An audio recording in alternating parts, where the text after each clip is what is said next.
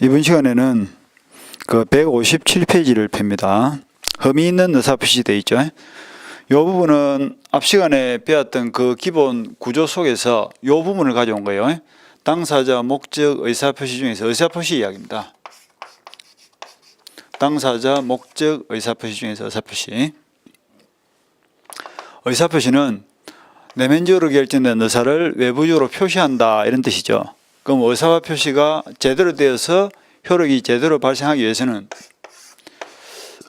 의사와 표시가 일치되어야 되고, 아까 하자가 없어야 된다 그랬거든. 그러면 이것을 말한다? 정상적 의사표시다, 이렇게 표현합니다. 그럼 의사표시가 정상적으로 되면 그 결과는 어떻게 발생하죠? 유효, 이렇게 발생하겠다, 그죠? 그럼 반대로 한번 생각해 볼까요? 의사와 표시가 일치되지 않는다든지 의사결정에 하자가 있으면 이걸 뭐래요? 비정상적 의사표시다, 이렇게 표현합니다. 비정상적 의사표시.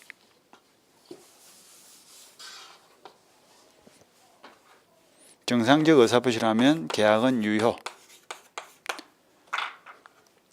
그럼 이것을 비정상적 의사표시다라고 하는데, 비정상적 의사표시라면 그 결과는 어떻게 돼? 무효가 되든 취소 가능이 되든 이렇게 되겠죠. 그럼 어떤 경우에는 무효되고 어떤 경우에는 취소 가능이 될 거냐? 그래서 아까 연습을 한 것이 뭐예요? 비진이 표시, 그 다음에 통정 허위 표시, 그 다음에 착오, 그 다음에 사기 강박. 요 네 가지가 비정상적 의사표시예요. 이것을 묶어서 비정상적 의사표시다. 비정상적 의사표시다. 다른 말로 하면 흠이 있는 의사표시다라고 하는데, 시험에서는 이 부분이 중요하겠죠. 이 부분이 시험에서 물어볼 거예요. 그럼 결론은 어떻게 되는가를 봅시다. 결론은 아까 비진이 의사표시는 원칙은 유효인데 상대방이 알았거나 알 수 있었을 경우는 무효가 된다 했고, 통정의 표시는 짜고 하는 거니까 처음부터 무효고, 그리고 착오는 취소 가능이고, 사기강박도 취소 가능이다, 이렇게 연습했다, 그죠? 이거는 약속입니다. 그런데 의사표시하고 가는데 무효 취소는 전부 다 무슨 무효 취소? 여기다가 빨간 줄 치고 위에는 절대, 아래는 상대, 이렇게 배웠거든. 그러니까 요게 비정상적 의사표시에서 발생하는 요 무효 취소는 전부 다 상대적 무효 취소이기 때문에 반드시 어떤 말이 따라간다? 상대적 무효 취소이기 때문에 선의의 3자에게는 대항할 수 없고 악의의 3자에게는 대항할 수 있다. 선의의 3자에게는 무효 취소를 주장할 수 없고 악의의 3자에게만 무효 취소를 주장할 수 있다 하는 말이 공식적으로 따라갑니다. 반드시 따라갑니다. 여기 규칙이에요, 여기까지가. 그럼 요거는 이제 그림으로 한번 나타내 봅시다. 위에 세 가지하고 밑에 한 가지가 의미가 다른데요. 위에 세 가지는 의사와 표시가 일치하지 않는다 돼 있죠. 그러니까 기본적으로 위에 세 가지는 의사는 X인데 표시는 O다, 이런 뜻입니다. 의사와 표시가 일치하지 않는 거야. 그런데 그러한 불일치를 의사 표시를 한 사람을 표의자다라고 합니다. 의사를 표시한 사람을 표의자. 이 표의자와 그리고 상대방이라 하죠. 상대방이 누가 알고 있냐, 누가 모르고 있냐에 따라서 세 가지로 나눠지는 거야. 그래서 비진이 의사 표시는 의사 표시 불일치를 표의자는 알고 있는데 상대방은 모르고 있는 거예요. 그렇기 때문에 모르고 행위를 한 상대방을 보호하기 위해서 일단은 효력을 준다라는 말이 나옵니다. 이게 유효다, 이런 뜻이에요. 원칙은 유효다. 그런데 표의자가 진정으로 그럴 생각이 없다는 것을, 즉 가짜로 의사표시를 한다는 것을 상대방도 알았다 또는 알 수 있다는 것이 표의자에 의해서 입증이 되어버리면 일단은 상대방도 가짜라는 사실을 알고 했기 때문에 둘 다를 보호할 필요가 없고 무효가 된다, 이런 논리입니다. 그 다음에 통정의 표시는 뭐냐면, 통정의 표시는 의사와 표시가 일치하지 않는다는 것을 표의자도 알고 있고 가짜라는 사실을 통정을 했다는 말은 서로 짰다는 뜻이죠. 상대방도 알고 있다는 뜻이야. 그러니까 둘 다 거짓이라는 것을 알고 한 것이기 때문에 이거는 뭐야? 처음부터 효력을 줄 필요가 없다, 이러면 되겠다. 그 다음에 세 번째 나오는 착오는 뭐냐면, 의사와 표시가 일치하지 않는다는 것을 표의자 자신도 모르고 한 겁니다. 자기도 모르고 한 거예요. 그러니까 청약서를 적을 때 개당 100만 원을 받아야지 마음속으로 생각했는데 편지를 적으면서 깜빡해서 0을 하나 빠뜨린 거죠. 개당 10만 원에 사세요. 이게 뭐야? 의사는 100인데 100만 원인데 표시는 10만 원으로 잘못 표시되어 버렸죠. 그러한 사실을 자기 자신도 모르고 보낸 거죠. 그런 것을 우리가 의사와 표시 브리치를 표의자가 모르고 했다. 뭐 상대방은 당연히 모르겠죠. 그래서 이거는 착오는 둘 다 모르고 한 거기 때문에 나쁘다고 할 수 없고, 그래서 일단은 효력을 주죠. 일단 효력을 준다고 무슨 말이에요? 지소 가능이죠. 아까 우리 지소 가능은 유동적 유효인데 추인을 하면 유효가 될 수도 있고 지소를 해버리면 무효가 될 수도 있다 이랬거든. 여기까지가 1, 2, 3번입니다. 공통 요소는 의사와 표시가 일치하지 않는 게예요. 그 다음에 4번의 사이강박은 뭐냐면 이런 거예요. 사이강박은 의사와 표시가 일치합니다. 내면적으로 결정된 의사를 그대로 표시를 했는데 의사를 결정하는 과정에서 사기를 당했다든지 강박을 당해서 의사를 결정한 거야. 그러니까 읽으면 사기나 강박을 당한 상태에서 의사를 결정했고 결정된 의사를 그대로 표시했다 할지라도 의사결정 과정에서 흠이 있기 때문에 이것을 문제 삼아서 어떻게 하자? 취소를 할 수 있도록 인정해 주자. 이런 취지예요. 이게 지소 가능입니다. 그래서 이 그림으로 이해를 하시면 쉽게 이해가 될 겁니다. 그래서 앞으로 1년 동안 이 그림을 가지고 계속 설명을 할 겁니다. 그러니까 1, 2, 3, 4를 그림으로 딱 나타낼 줄 알아야 됩니다. 그러니까 앞으로 이렇게 연습을 자꾸 하시면 되겠죠. 이걸 그리고 읽어봐라 이러면 어떻게 답을 해야 돼? 의사와 표시가 일치하지 않는다. 이렇게 읽으시고 요걸 읽어라 이러면 어떻게 돼? 의사와 표시가 일치하지 않고 그러한 사실을 표의자는 알고 있는데 상대방은 모르고 있다. 그럼 결론은 묻고 물어보면 유효 이렇게 답을 하면 되죠. 요걸 지금 이야기하고 있는 거죠. 이렇게 답을 하시면 되고 그 다음에 이렇게 걸어놓고 읽어라 이러면 어떻게 답을 해야 돼? 의사와 표시가 불일치한다는 것을 표의자도 모르고 상대방도 모르고 한 것이다. 이름을 정해라 이러면 차고 이러면 될 것이고 결과는 뭡니까? 물어보면 취소 가능 이렇게 답을 하면 되겠죠. 이런 식으로 약간 규칙을 정해서 머릿속에 먼저 엿는 것이 공부하기가 편할 거예요. 이렇게 결론을 딱 정하시고 그리고 1, 2, 3, 4 전부 다 의사표시와 관련된 문제이기 때문에 항상 상대적 무효 취소고 항상 선의 3자에는 대항할 수 없단 말이 공식적으로 따라갑니다. 여기까지가 금방 앞 시간에 빼앗던 걸 그대로 요 의사표시 부분만 지금 뽑아낸 거예요. 의사표시 부분만. 그리고 시험은 이 비정상적 의사표시가 중심으로 매년 나옵니다. 매년 통정의표 이번에는 차고가 나왔죠. 그죠? 올해는 이제 차고가 나왔는데 차고도 나오고 올해는 사기도 지문으로 몇 개 나온 것 같고요. 그러니까 이 네 중에서 반드시 한 문제가 나오니까 이 부분도 구조를 잘 챙기시고 자 비진이부터 잠깐 봅시다. 비진이 비진이란 것은 이런 뜻입니다. 비진이 의사표시. 자, 예를 들면 이렇습니다. 갑이라는 회사에 을이라는 근로자가 있는데 이 근로자가 그 회사의 핵심 멤버죠. 평소에는 사장도 근로자를 엄청나게 대우를 잘 해줬습니다. 그런데 어느 날 사장이 근로자에게 굉장히 섭섭하게 이제 대우를 한 거야. 그러니까 근로자가 그 다음날 사직서를 제출하죠. 그런데 그만두겠습니다라고 사직서를 제출했는데 이 근로자의 본심은 그만둘 생각이 없는 거예요. 그런데 겉으로는 그만두겠습니다라고 사직서를 제출했죠. 그러면 사장이 겁을 먹고 내한테 잘해주겠지. 이게 사장의 길을 한번 꺾어놓자 하는 의도를 가지고 그만둘 생각이 없는데 그만두겠습니다. 사직서 제출. 그럼 이 사직서 제출 행위는 효력을 줄 거냐 안 줄 거냐? 그에 대해서 가만히 따져보니까 사직서를 제출한 근로자는 자기가 그만둘 생각이 없다는 것을 알아 몰라. 근로자는 알고 있죠. 그런데 회사는 알아 몰라. 모르고 있죠. 그러니까 이 그림이 무슨 그림이에요? 의사와 표시가 일치하지 않고 그 사실을 표의자는 알고 있고 상대방은 모르고 있고 이게 비진이 의사표시죠. 그러면 결론은 뭔고? 아까 저서 본 대로 유효죠. 유효이기 때문에 회사가 사직서를 수리하면 근로자는 퇴직이 된다 이런 뜻입니다. 그런데 이럴 수도 있죠. 회사에 근로자가 근무를 하고 있는데 그 회사는 5년 단위로 퇴직금을 중간 정산을 합니다. 그래서 근로자가 입사 후 5년째쯤 되니까 사장이 근로자를 불러가지고 사직서를 제출해라. 그러면 퇴직금을 줄 테니까 받고 다음날 다시 재입사하는 형식으로 계속 근무를 하면 됩니다. 이렇게 이야기를 한 거야. 그래서 근로자가 사장이 시킨 대로 그만둘 생각이 없으면서 그만두겠습니다라고 사직서를 제출한 거죠. 그런데 근로자가 그만둘 생각이 없다는 것을 근로자만 알고 있다, 사장도 알고 있다. 사장도 알고 있죠. 사장도 지가 내려했으니까 사장도 알았거나 알 수 있었다는 것이 나중에 밝혀진 거예요. 그러면 이 사직서 제출 행위는 뭐가 된다? 무효가 되기 때문에 설령 사직서를 수리를 하더라도 근로자는 퇴직된 걸로 본다 안 본다. 그 사직서 자체가 무효이기 때문에 퇴직의 효과는 발생하지 않는다. 이렇게 갖다 붙이면 되죠. 요건 이제 통째로 읽으면 어떻게 돼?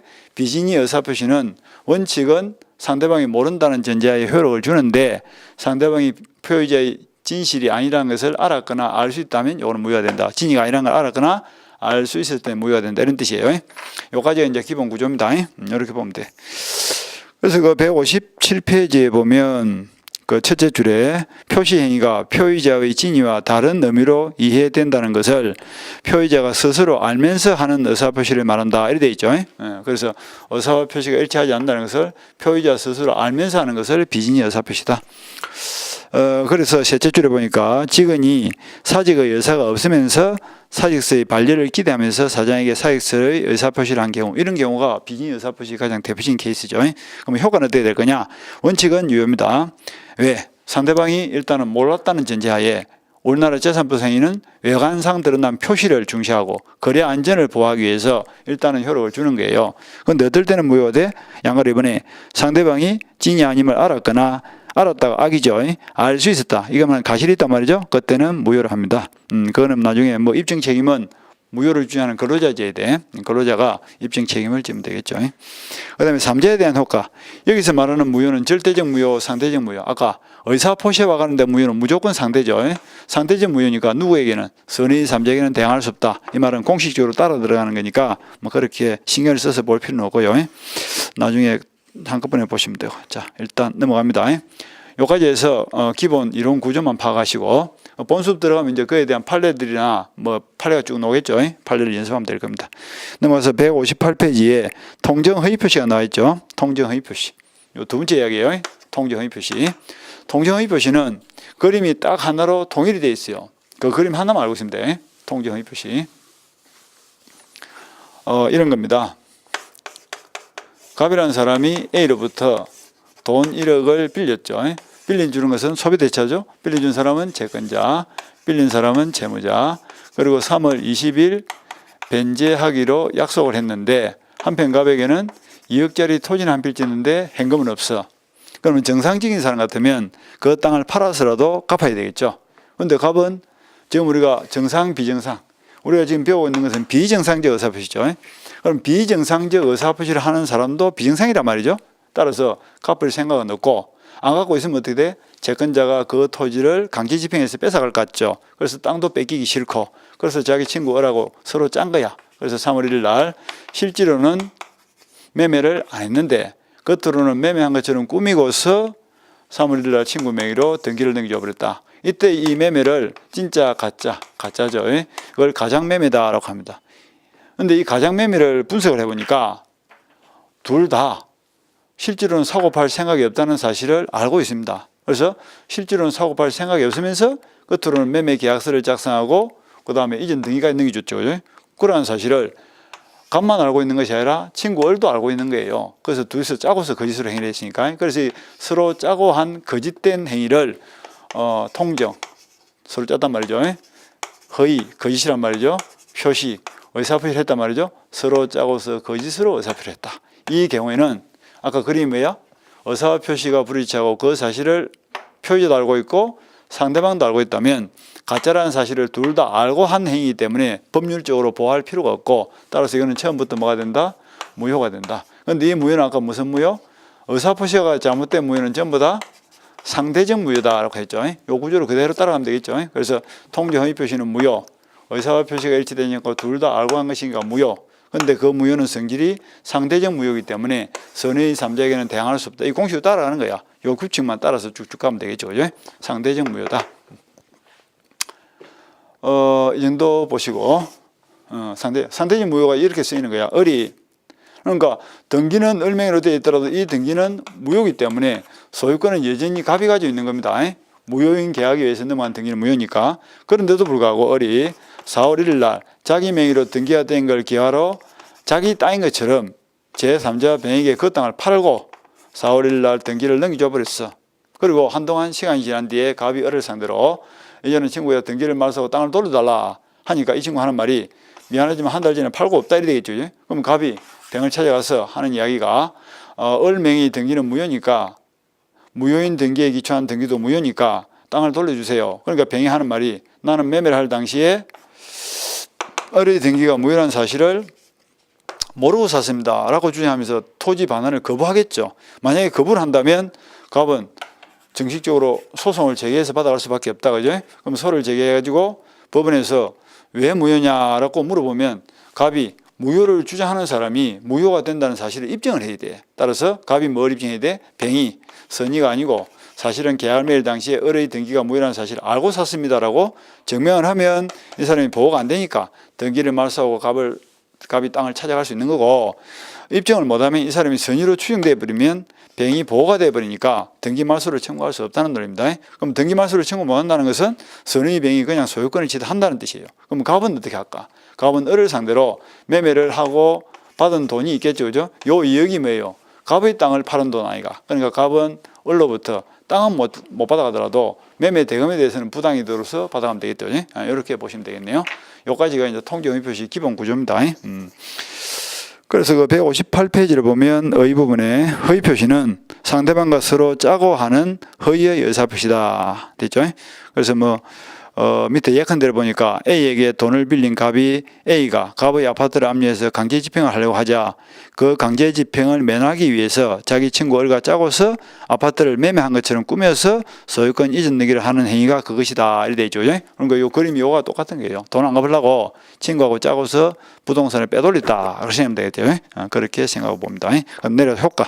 당사자 간의 효과가 되어 있죠. 첫째 줄에 언제나 무효다 줄치고 그 말은 통정 허위 표시란 갑과 을 사이의 요 매매 계약 자체가 가짜 매매로서 허위 표시로서 무효다 이런 뜻입니다. 그래서 두 사람 사이에서는 언제나 무효이기 때문에 이 등기도 무효고 따라서 등기는 을맹이로 되어 있더라도 소유권은 갑이 그대로 가지고 있다 이런 뜻이 되겠죠. 그래서 언제나 무효고요.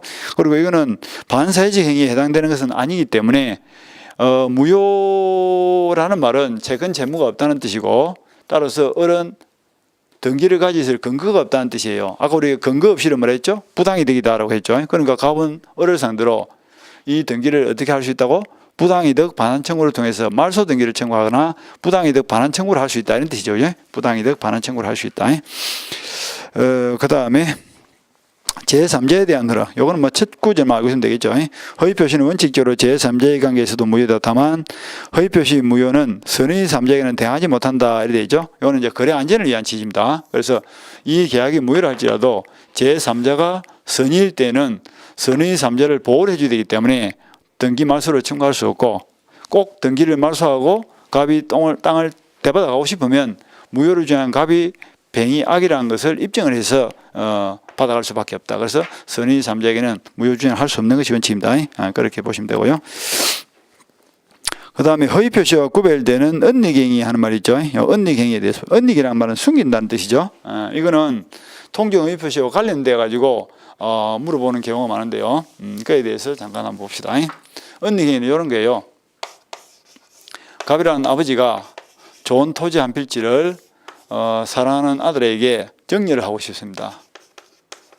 그래서 아들에게 정려할 생각을 가지고 정려를 받을래라고 청약을 했죠. 그러니까 아버지는 의사와 표시가 일치돼서 정려할 생각도 있고 정려받을래라고 표시됐고 상대방 아들도 정려받기로 의사를 결정하고 받겠습니다라고 표시했죠. 그러니까 아버지와 아들 사이에서 정려를 하기로 하는 데 대해서는 이미 완벽한 합의가 이루어진 거예요. 그러니까 정려 계약은 합의가 제대로 되어 가지고 유효하게 계약이 체결된 겁니다. 그런데 정려를 원인으로 해서 3월 1일 날 자신 명의로 등기를 넘겨주려고 보니까 세금이 많이 나오는 거야. 그래서 실제로는 매매를 했다 안 했다?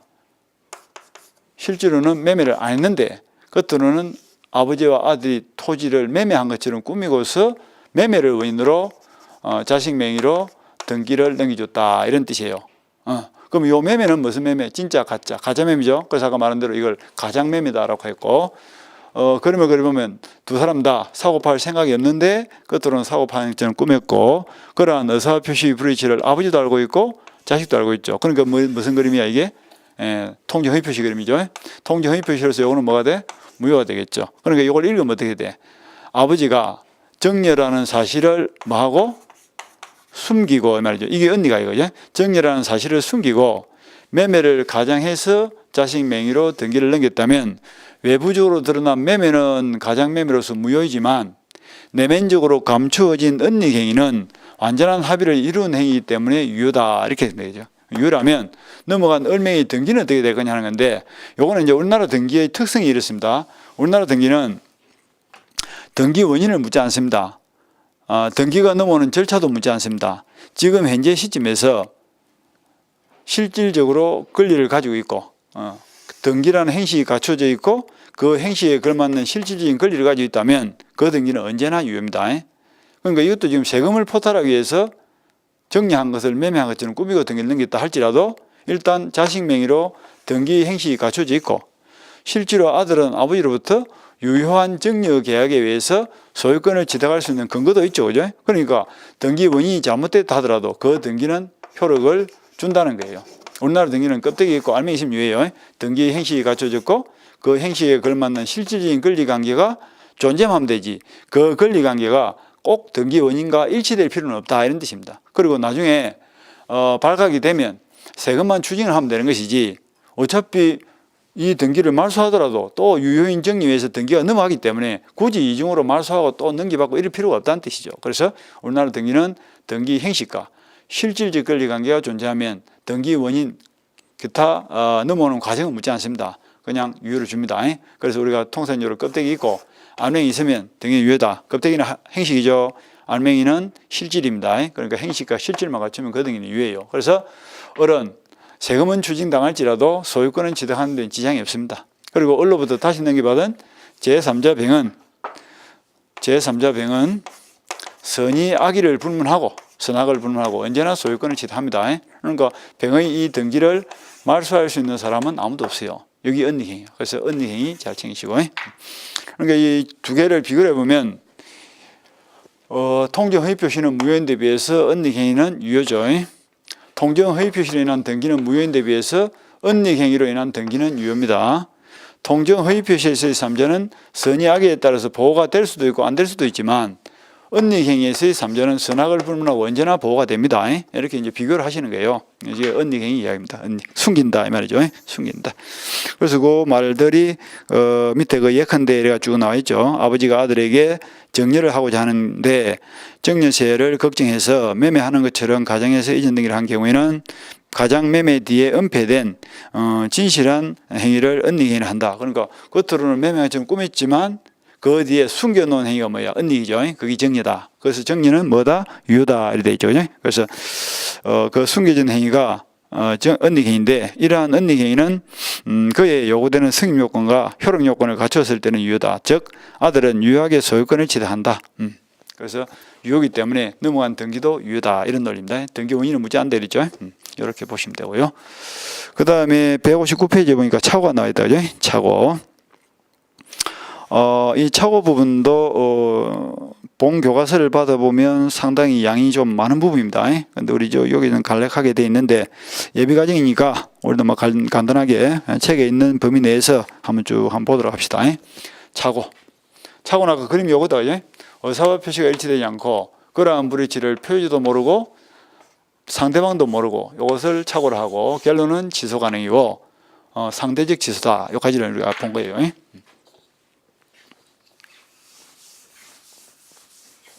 착오.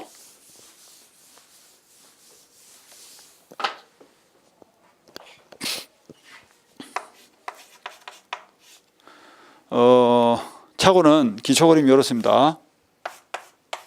여기 착오예요. 착오. 의사와 표시 불일치를 나도 모르고 상대방도 모르고. 그러니까 가령 예를 들면 갑이 물건을 을에게 청약을 하면서 사세요라고 청약서를 보내면서 한 개당 $1,000를 받아야지 라고 생각을 했는데 청약서에는 $100에 사세요라고 표시를 한 거야. 의사는 1,000인데 표시는 100으로 돼버렸죠. 그러니까 이게 뭐야? 의사와 표시가 일치하지 않는 거지. 의사와 표시가 일치하지 않죠.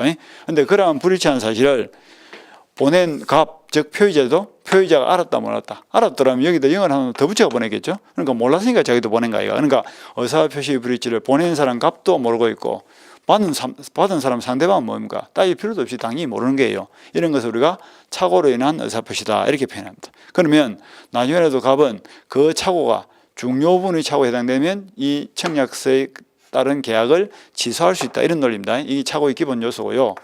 그 다음에 이러한 착오가 있을 때 언제나 취소할 수 있느냐 하는 건데 이러한 착오가 있다 해서 무조건 취소가 되는 것이 아닙니다. 그럼 이러한 착오를 이유로 취소를 하기 위해서는 또 요건 두 가지가 필요합니다. 그 요건이 뭐냐면 그 착오가 중요 부분의 착오로 인정이 돼야 되고 그 다음에 착오자에게 행위를 하는 과정에서 중대한 과실이 없어야 됩니다. 중요 부분의 착오가 있는 데고 중대한 과실이 없다는 것이 밝혀지면 비로소 취소를 한다 이런 뜻입니다. 이게 이제 착오의 취소 요건이에요. 이것과 관련해서 쭉 한번 봅시다. 기본 사례가 이런 겁니다. 우리 앞으로 우리가 보여야 될 기본 사례가 이거예요. 갑이라는 사람이 돈이 필요해서 토지 한 필지를 팔려고 내놨죠. 의뢰한 사람은 공장을 경영하는 사람인데 협소해서 그 땅을 사서 공장을 증축할 목적으로 3월 1일 날 매매를 했습니다. 매매 계약을 맺고 그리고 대금은 1억으로 정하고 5월 1일 날 이행을 하기로 하고 이행 날짜가 되니까 1억을 지급하고 등기를 넘겨주겠죠. 그리고 소유권을 취득한 을이 법원 관할 간청에 가서 공장 설립 허가 신청을 내니까 불허가침이 떨어졌어. 그 땅은 농사는 지어도 공장은 못 짓습니다. 불허가침이 떨어졌어. 그럼 을의 입장에서는 어떤 꼴이 됐죠? 공장 못 짓는 땅을 공장을 지을 수 있는 걸로 잘못 알고 샀죠. 그것이 뭐야? 착오예요. 그러면 착오를 한 을의 입장에서는 그 땅이 필요가 없으니까 갑을 찾아가서 이 매매 계약을 좀 취소시켜 주세요라고 청했겠죠. 그러면 갑의 입장에서는 취소를 시키죠, 안 시키죠? 갑의 입장에서 취소가 되면 돈을 돌려주고 땅을 받아야 되는데 돈이 필요해서 땅을 파는 사람이 취소를 좋아할 이유가 없죠. 그러니까 두 사람이 지금 이해관계가 대립 구조가 생겼죠. 을의 입장에서는 취소를 하고 싶고 갑의 입장에서는 취소를 안 하고 싶은 거예요. 그러니까 두 사람의 의사가 일치되지 않으면 먼저 취소를 하고 싶은 사람 쪽에서 갑을 상대로 취소 소송을 제기할 수밖에 없죠. 그러면 소송이 제기되면 그 소송에서 입증 책임을 누가 질 것이냐 이게 문제가 되는데 민법 109조 1항에 보면 착오자는 을의 이름이 뭐예요? 착오자, 표의자, 원고, 소를 제기했으면 원고죠. 원고. 이 사람이 소를 먼저 제기했으니까 이 사람이 이 매매계약의 취소 요건을 입증해야 돼. 그 취소 요건이 뭐야? 중요 부분의 착오입니다. 그래서 그 소송에서 이 매매계약에서 공장을 못 짓는 그 사실이 중요 부분의 착오다, 중요한 사실이다 하는 것을 표의자가 입증을 해야 됩니다. 그래서 중요 부분은 표의자가 입증 책임을 지는데 무엇을 입증해야 되느냐면 주관적으로도 중요하고 객관적으로도 중요하고 그다음에 우리 판례는 거기다 더 붙여서 또 한 개를 더 요구하는 거예요. 경제적 불이익도 있어야 되는데 이래 봅니다. 공장을 못 지음으로써 을에게 경제적 불이익이 있다 하는 것까지 일일이 누가 입증을 한다고? 표의자가 입증을 해요. 요 세 가지를 입증해내면 이것이 중요 부분의 착오, 공장을 못 짓는 그 사실이 이 매매계약에서 중요 부분의 착오로 인정이 돼가지고 취소를 할 수 있다 이런 뜻입니다. 그래서 입증을 한 거예요. 그럼 갑은 취소를 당할 행편이 돼 있죠. 그런데 갑은 취소를 당하기 싫죠. 그럼 갑이 나타나서 다시 뭘 해야 돼?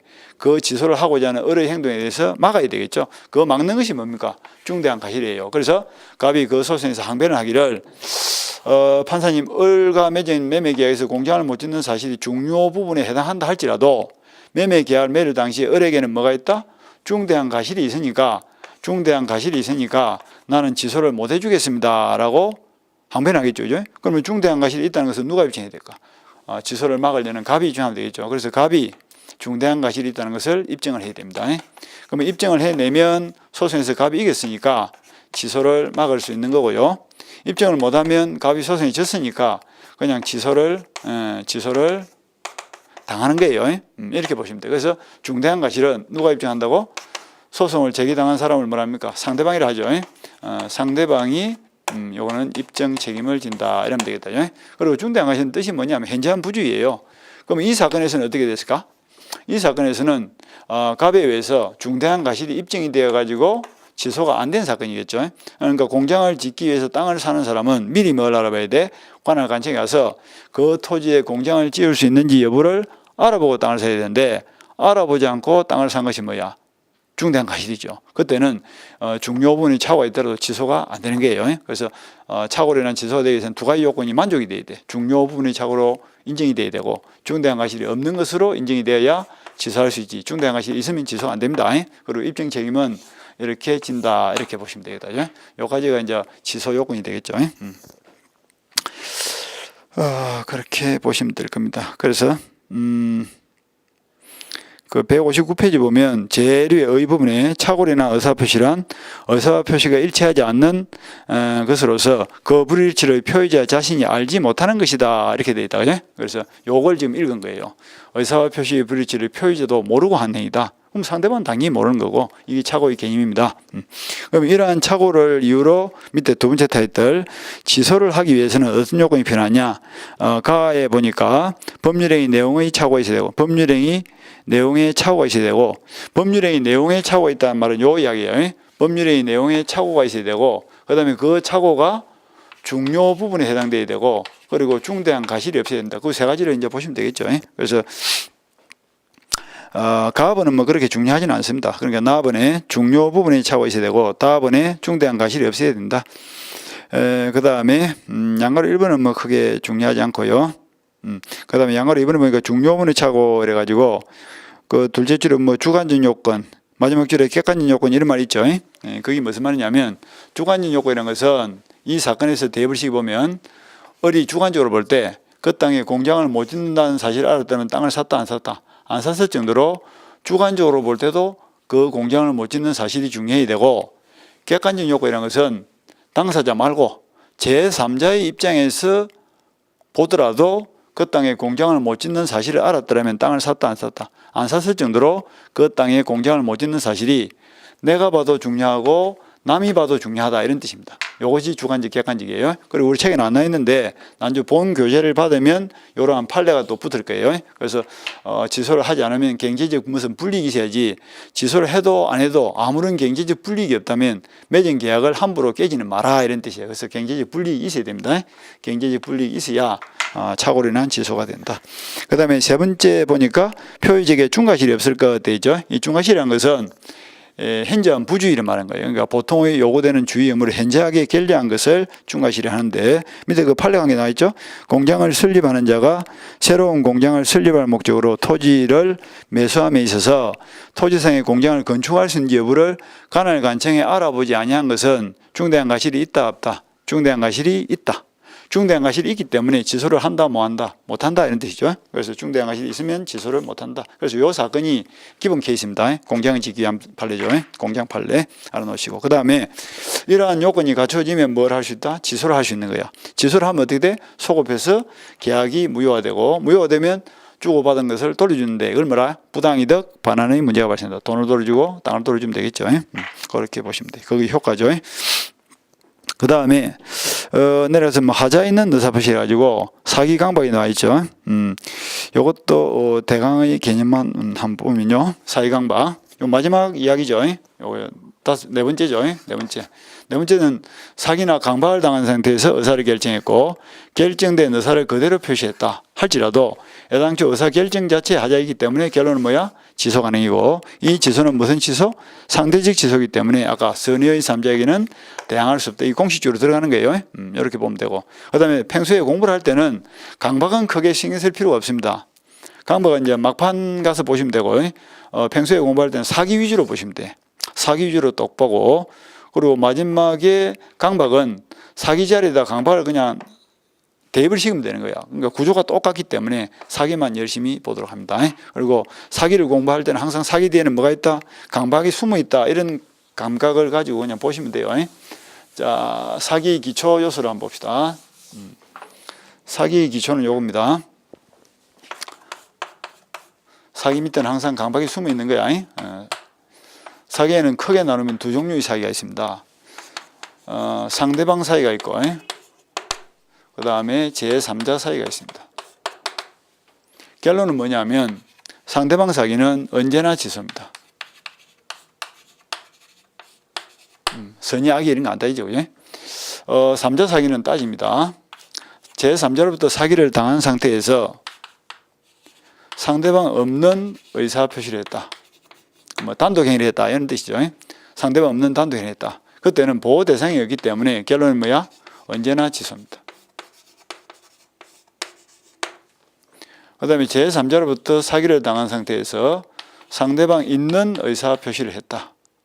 이런 경우에는 상대방 보호를 해줘야 되기 때문에 원칙은 취소를 못합니다.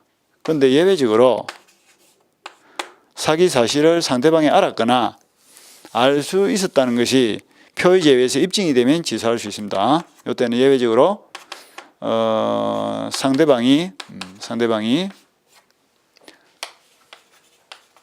알았다가 뭐야? 악이죠. 악이 또는 가실이 있다가 뭐야? 유가실이죠. 알 수 있다 유가실. 알았거나 또는 둘 중에 한 개만 있으면 돼. 그것이 표의 제외에서 입증이 되면 이때는 취소가 가능하다 이러면 되겠죠. 그럼 이제 시험에서는 뭐가 중요하냐면 이게 중요한 거예요. 3자 사기. 3자 사기로서 상대방이 있는 경우로서 요 예외가 중요합니다. 그래서 요 부분이 중요하니까 요걸 위주로 해서 이제 쭉 평소에 공부를 하시면 될 거예요. 뭐 거의 뭐 1년 내에 요 빨간 부분을 집중적으로 본다 이렇게 생각하시면 쉬울 겁니다. 간단히 보면 이런 거예요. 상대방 사기는 이런 겁니다.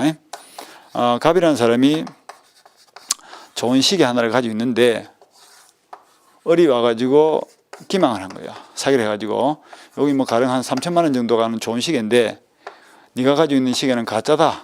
30만 원밖에 못한다라고 거짓말을 하니까 갑이 3천만 원짜리를 30만 원으로 오인을 하게 돼 있죠. 그러니까 기망을 하니까 착오에 빠진 상태에서 을이 내가 100만 원 줄 테니까 팔아라. 그러니까 갑은 3배 비싸게 받는다 생각하고 100만 원의 매매 계약을 체결하고 시계를 넘겨준 거예요. 근데 나중에 알고 보니까 갑이 이 사기당한 사실이 밝혀졌죠. 그럼 이때 사기를 친 을을 보호해 줄 필요가 있어 없어? 이게 무슨 사기입니까? 상대방 사기죠. 그러니까 갑이 상대방 매수인 을로부터 사기를 당한 상태에서 계약을 체결했죠. 이런 것을 상대방 사기다라고 하고 일단은 사기친 을을 보호해 줄 필요가 없으니까 갑은 그 사실을 알면 뭔다? 언제나 취소할 수 있다. 그걸 끝이에요. 취소를 하면 어떻게 돼? 소업해서 계약이 무효되고 100만 원 돌려줘 버리고 시계 대받으면 되겠죠. 그러니까 이거는 뭐 시험에서 실제로 크게 물어볼 필요가 없는 부분이죠. 그 다음에 이제 3자 사기는 어떻게 되냐? 3자 사기는 상당히 중요한 부분인데요.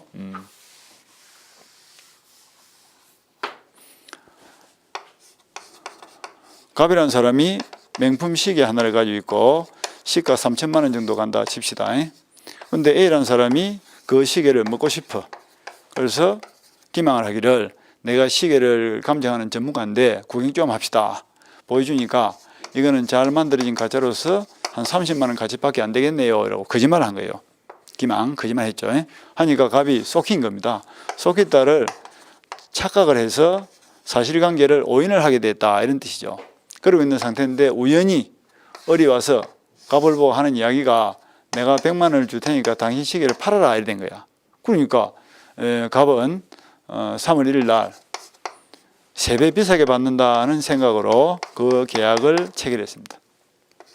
계약을 체결했다는 것은 승낙의 의사표시를 했다 이런 뜻이죠. 그래서 계약을 체결한 거예요. 그리고 시계를 넘겨줬죠. 넘겨주고 100만 원을 받은 거야. 근데 갑이 5월 1일 날 사기당한 사실을 이제 알은 겁니다. 이건 무슨 사기예요? 3자 사기죠. A로부터 사기를 당해가지고 계약은 을하고 맺은 거죠.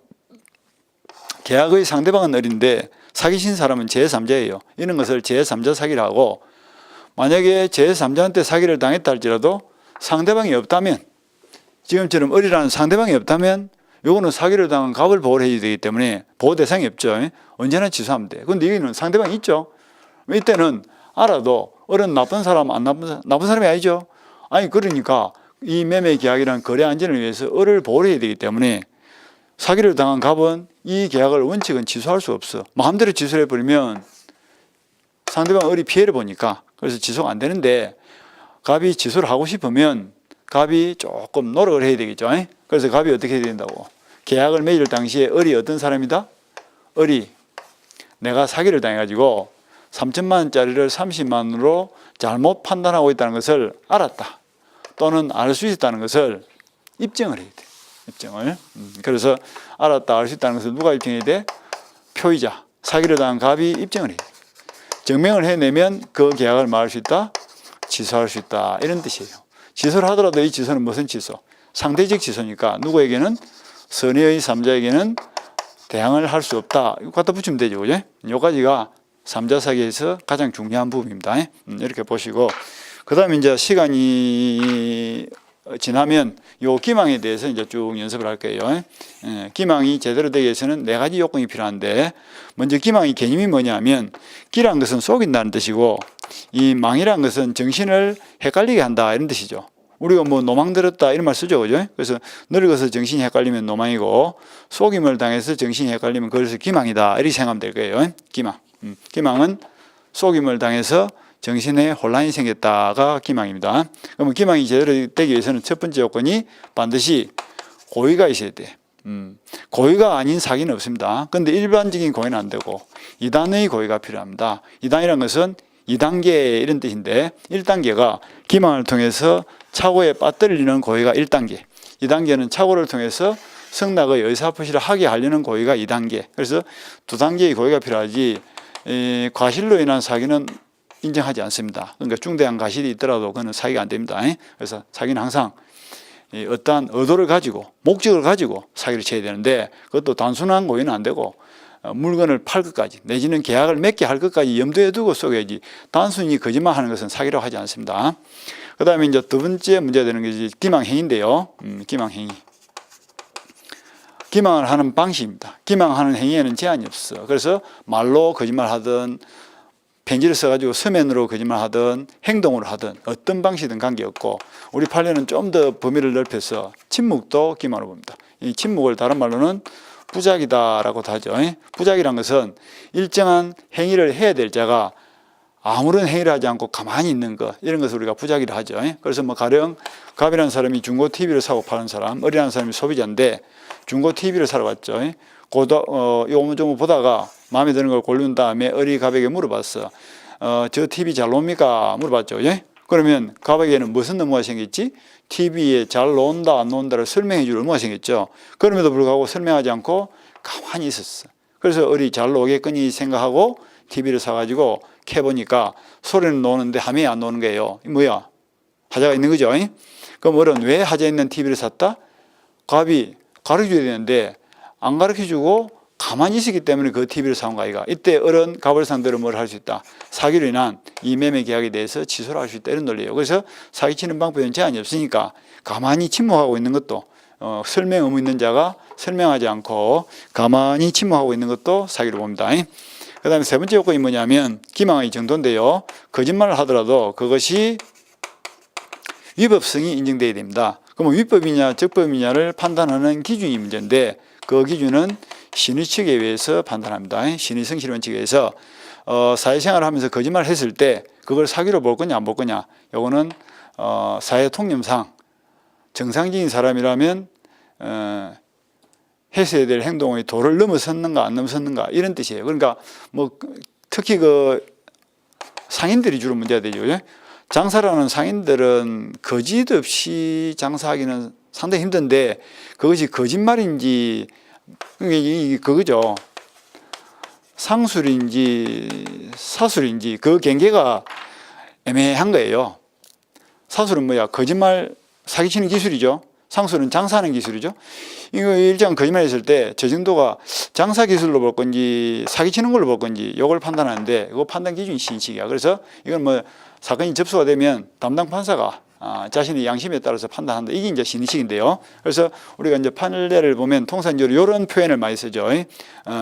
사술의 정도가, 그러니까 거짓말을 한 정도죠. 사술의 정도가 상술의 정도를 초과하면 사기로 보고 초과하지 않으면 사기로 보지 않는다, 이런 말을 많이 써. 그래서 뭐 가장 대표적인 예가 백화점에서 사기를 치면 사기로 보고 똑같은 거짓말을 하더라도 난전이나 야시장에서 하면 그건 사기로 안 본다, 이런 판례도 있다, 그죠? 그렇게 정도 보시고요. 그 다음 네 번째 요건이 뭐냐면 인과관계입니다. 인과관계란 것은 원인과 결과관계로서 연결되어 있어야 되는데, 이것도 2단계의 인과관계 필요하죠. 그래서 1단계가 뭐냐면 기망을 통해서 착오에 빠뜨리려는 기망을 했기 때문에 착오라는 효과가 발생했다. 원인과 결과 이야기죠. 그러니까 기망이 원인이 되어서 착오라는 결과가 발생했고, 그 다음에 착오가 원인이 되어서 승낙의 의사표시라는 결과가 발생했다는 것이 논리적 연관성이 있어야 한다. 그러니까 1, 2, 3 이 세 가지가 원인과 결과 관계로서 연결되어 있어야 된다, 이런 뜻이에요. 그래서 요 네 가지가 완벽하게 갖춰지면 제대로 사기를 쳤다, 이렇게 표현하고, 그 다음에 사기를 쳤다 해서 무조건 또 지소를 할 수 있는 것이 아니고, 그렇게 사기를 당했다는 것을 상대방이 알았다, 알 수 있다는 것을 지소를 하고자 하는 갑이 입증을 했을 때 비로소 지소가 됩니다. 그리고 지소를 하더라도 그거는 상대적 지소이기 때문에 선의 제3자에게는 대항을 못해. 그 말은 어디 이미 제3자 병에게 시계를 팔아버리고 제3자 병이 을의 소유권이 하자에 있다는 사실을 모르고 샀다면 실컷 갑이 소송에서 입증을 하더라도 선의 병한테 가서는 시계를 돌려주세요 할 수가 없습니다. 그럴 때는 갑은 을을 상대로 시계값 3천만 원에 대해서 부당이득 반환을 청구할 수밖에 없겠죠. 이렇게 이제 정리를 하시면 되고, 요까지가 사기의 기본 구조예요. 저 효과하고 구조하고 요 정도만 알고 있으면 될 겁니다. 그래서 우리 책에는 지금 간단하게 요 효과 부분만 나와 있죠, 그죠? 그래서 그 의부분 보면 뭐 사기와 한 의사표시는 타인의 고의적인 기망행위로 인해서 착오에 빠져서 한 의사표시를 말한다. 그러니까 고의적인 기망행위에 의해서 착오에 빠진 상태에서 의사표시를 한 것을 사기를 한다, 뭐 이렇게 읽었고요. 그 밑에 건 읽어보시고, 그 다음에 효과는 그 양가로 1번은 그냥 이렇게 읽으시면 돼. 상대방 사기는 언제나 지소, 이렇게 읽으면 되겠죠. 그 다음에 2번은 3자 사기, 이렇게 읽으면 되죠. 3자 사기는 상대방 있는 의사표시, 우리 책에 이렇게 되어 있죠. 3자 사기로서 상대방 있는 의사표시라는 경우에는 예외적으로 상대방이 알았거나 알 수 있었을 경우에 하나여 지소할 수 있다, 이렇게 읽으면 되겠죠. 빨간 칠 된 거. 그래서 그 첫째, 둘째 줄에 그런 말이 나와 있습니다. 그 정도 보시고요. 그 다음에 양가로 3번에서는 지소를 하더라도 사기로 인한 지소는 상대적 지소이기 때문에 누구에게는 선의 3자에게는 대항할 수 없다는 공식이니까 크게 문제될 것이 없어. 그 다음에 넘어가면 162페이지에 의사표시 효력 발생 시기가 있는데 이 부분도 예비 과정에서는 굳이 볼 필요가 없어요. 이거는 밑에 그 공시송달하고 뭐 수령문의지에 대한 의사표시 효력이 있는데, 공시송달은 뭐 거의 시험에서 나오는 부분이 아니고요. 이거는 아주 본수업 들어가서 본수업 과정에서 간단하게 설명 들으시면 되고 3번도 마찬가지입니다. 그래서 1번에 그 의사표시 효력 발생 시기란 말이 나와 있는데 그것만 간단하게 한번 보고 갑시다. 이거는 이제 이런 뜻입니다. 의사표시를 해서 상대방에게 전달되는 과정이 있는데 어느 단계에서 효력이 발생할 거냐, 여기에 대한 이야기입니다. 가령 뭐 예를 들면 이런 거죠. 갑이라는 사람이 토지 100번지를 팔고 싶죠. 그럼 을에게 뭘 할까? 청약을 하겠죠. 근데 그 청약을 하는 과정을 보면 제일 먼저 갑이 뭐야? 땅을 팔아야지라고 마음속으로 의사를 결정했죠. 결정한 다음에 그 다음에 땅을 사세요라고 표시를 할 거예요. 그 표시한 데를 우리가 표백이다, 이렇게 표현합니다. 이 표백이란 말이 일본 말인데요. 이 표백이란 말은 내 마음에 있는 생각을 외부적으로 드러내는데 어떻게 드러내? 깨끗하게 드러내. 하나도 숨김없이 내 마음을 있는 그대로 드러낸다가 표백입니다. 표백. 편지를 썼다, 이렇게 보시면 돼요. 내 생각을 청약서를 적었다. 편지를 쓴 다음에 보내는 것이 뭐예요? 발신이죠. 발신.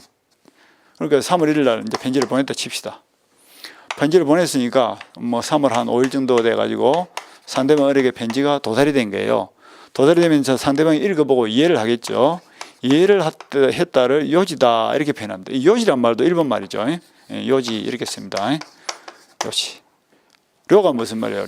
료란 말은 끝냈다, 이런 뜻이거든요. 그러니까 우리가 잘 쓰는 말로 뭐 완료했다, 또 뭐 사태가 종료되었다, 이런 말 쓰죠. 요 의미는 끝냈다. 그러니까 뭐야? 아는 것을 끝냈다. 다르게 조금 의역을 하면 네가 무슨 말 하는지 내가 알아들었다, 이 말이죠. 이해를 했다, 이런 뜻이에요. 그래서 항상 갑의 의사가 상대방 을에게로 전달되어 가는 과정을 가만히 분석을 해보면 요 네 가지 단계를 거쳐서 의사가 전달되더라 말이죠. 그러면 갑이 한 청약이라는 이 의사표시가 4가지 단계를 거쳐서 의뢰계로 들어가는데 어느 시점에서 청약의 의사표시 효력이 발생할 거냐, 그 효력이 발생하는 시기를 한번 보자, 이런 뜻이죠. 그게 의사표시 효력 발생 시기예요. 근데 이것도 역시 선택의 문제이기 때문에 각 나라마다 법을 정할 때 뭐 우리는 요지했을 때를 효력 발생 시점으로 정하면 뭐야, 요지주의가 될 것이고, 발신했을 때를 정하면 발신주의가 되겠죠. 근데 우리나라는 뭘 정했다? 도달주의를 정한 거예요. 그래서 우리나라는 도달이 되면 의사표시 효력이 발생하는 것으로 하는 것을 원칙으로 합니다. 그래서 우리나라가 도달주의가 원칙이에요. 그러면 도달의 의미가 뭐냐 하는 건데, 이 도달의 의미는 내가 한 의사표시가 상대방의 지배권 내에 들어가서 상대방이 요지를 해버리면 안 되고, 요지할 가능성이 있는 상태, 요지가 가능한 상태, 이것을 도달이다, 이렇게 표현합니다. 그러니까 갑이 어린이집에다가 새벽 2시에 어리 자고 있는 틈을 타서 벤지를 갖다 넣은 거예요. 그러면 벤지는 갑의 어린이집으로 들어갔죠. 그러니까 어린이집배권 내에 들어갔습니다. 그런데 잠자고 있는 어리 그걸 읽어보고 이해할 수 있는 가능성이 있어 없어요? 가능성이 없죠. 그러니까 이건 요지가 가능한 상태가 아니기 때문에 도달된 걸로 봐요, 안 봐요? 보지 않습니다. 그럼 언제 도달된 걸로 봐? 뒤날 아침 잠에서 깨어서 그 벤지가 우리 집 대문 안으로 들어왔다는 것을 발견했을 때 도달된 걸로 봅니다. 발견하고 읽어버리면 그건 뭐야? 도달이 아니고 요지가 돼버리죠. 그러니까 발견하면 요지가 가능한 상태에 됐으니까 도달봅니다. 이런 식입니다. 그리고 뭐 도달의 개념에 대해서 이렇게 보시고, 앞으로 이거 도달에 대해서 계속 이제 판례가 쭉 나올 거예요. 본 수업 들어가면 도달의 개념 잡으시고, 여기 원칙인데 예외적으로 도달주의를 취할 수 없는 경우가 있죠. 그게 이제 표백주의를 취하는 경우가 있는데, 어떤 경우냐면 표백주의를 취하는 유일한 예외가 상대방 없는 단독행위예요. 상대방 없는 단독행위는 표백주의를 취하는데, 가령 유언을 하는 걸 봅시다. 상대방 없는 단독행위 대표 케이스가 유언이죠. 갑이 3월 1일 날 유언을 하기를 내가 죽으면 100분지 토지를 을에게 주겠다라고 유언을 했고요. 그리고 5월 1일 날 사망을 했고요. 6월 1일 날 을이 그 사실을 알았습니다. 사망한 사실, 유언의 내용을 알았죠.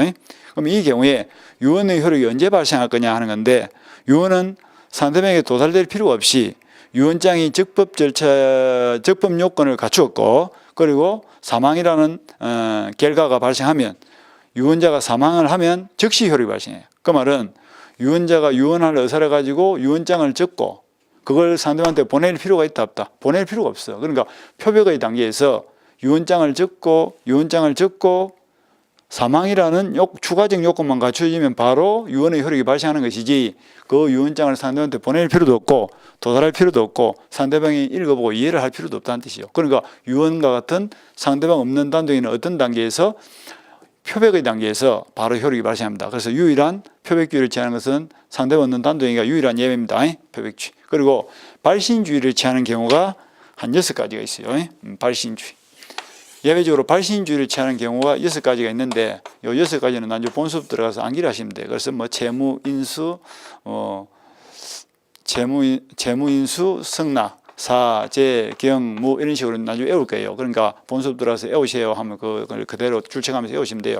그러니까 이렇게 구조만 정하시면 돼요. 그래서 의사표시가 언제 효력이 발생하느냐, 원칙은 도달이 되면 효력이 발생한다. 그런데 예외적으로 상대방 없는 단독에는 표백이 되면 발생하고, 그 다음에 나머지 6가지 발신주의를 취하는 경우도 있다. 그래서 요 7가지를 제외한 나머지는 몽땅 도달주의를 취한다 하는 정도만 알고 오시면 되겠습니다. 그렇게 보시면 되고요.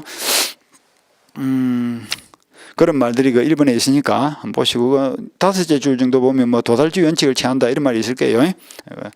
별로 어려운 건 아니니까 이 정도 보시고, 그 다음에 대리, 법률행위 대리 부분은 기초가 중요하고 조금 어렵다, 그죠? 근데 오늘은 시간이 거의 다 돼버렸으니까 이거는 다음 주에 보도록 합시다. 오늘은 여기까지 봅니다. 여기까지 보시고 다음 주에는 대리부터 해서 보고요.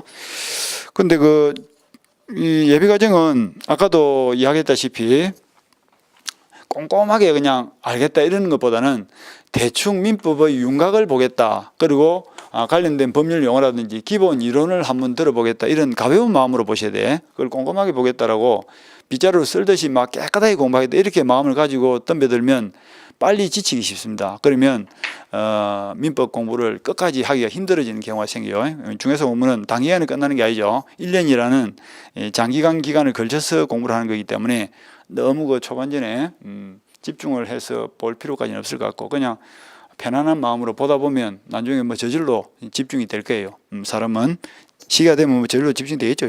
그렇게 가볍게 보시고 자 오늘은 여기까지 하고 마치도록 하고 다음 주에 뵙겠습니다. 자 마치겠습니다. 수고했습니다.